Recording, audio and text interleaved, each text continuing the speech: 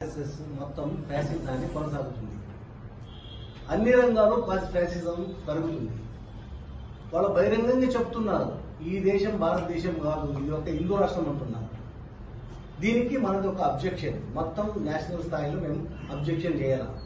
ఇది భారతదేశమే కానీ హిందూ రాష్ట్రం కాదు. హిందూ రాష్ట్రం చేయడాక మేము అవకాశం ఇవ్వలేకపోతున్నాము. మేము దాన్ని వ్యతిరేకిస్తున్నాము. ఎందుకంటే యాక్చువల్లీ మన దేశ చరిత్ర, మన దేశ సంస్కృతి, మన దేశ పరంపర వేలాది సంవత్సరాల నుంచి మన దేశం ఒక బహుధర్మీయ దేశం, బహు సాంస్కృతిక దేశం, బహుభాషిక దేశం. దీన్ని మేము మన రాజ్యాంగంలో పెట్టుకున్నాం. యాక్చువల్లీ మన రాష్ట్రం ఒక బహుధర్మీయ, బహుభాషిక, బహు ప్రాంతీయతని మేము రాజ్యాంగంలో పెట్టుకున్నాం. ఇప్పుడు ఆర్ఎస్ఎస్ బీజేపీ పాలన కింద అగ్రనేతలందరూ బహిరంగంగా చెప్తున్నారు మేము భారతదేశంలో హిందూ రాష్ట్రాన్ని నిర్మిద్దాము.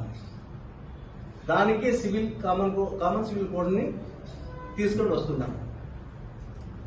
1 నేషన్ 1 పోలీస్ అంటారు, 1 నేషన్ 1 ఎలక్షన్ అంటారు, 1 నేషన్ 1 రిలీజ్ అంటారు, 1 నేషన్ 1 అలాగనే 111 ఈ పేరుతో వాళ్ళు మన మీద యాక్చువల్లీ హిందూ రాష్ట్రాన్ని ఇంపోజ్ చేస్తున్నారు.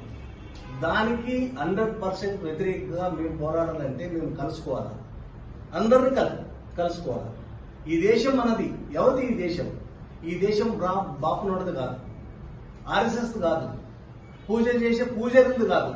ఈ దేశం రైతులది, ఈ దేశం కార్మికులది, ఈ దేశం దళితులది, ఈ దేశం ఆదివాసీలది, ఈ దేశం ముస్లిమానులది, ఇసాయిది, బౌద్ధులు, అన్ని మతాలు, కులాలు, వేరే వేరే ట్రెడిషన్ అందరూ కలిసి మేము బతుకుతున్నాం. ఒక ప్రాచీన దేశం ఇది.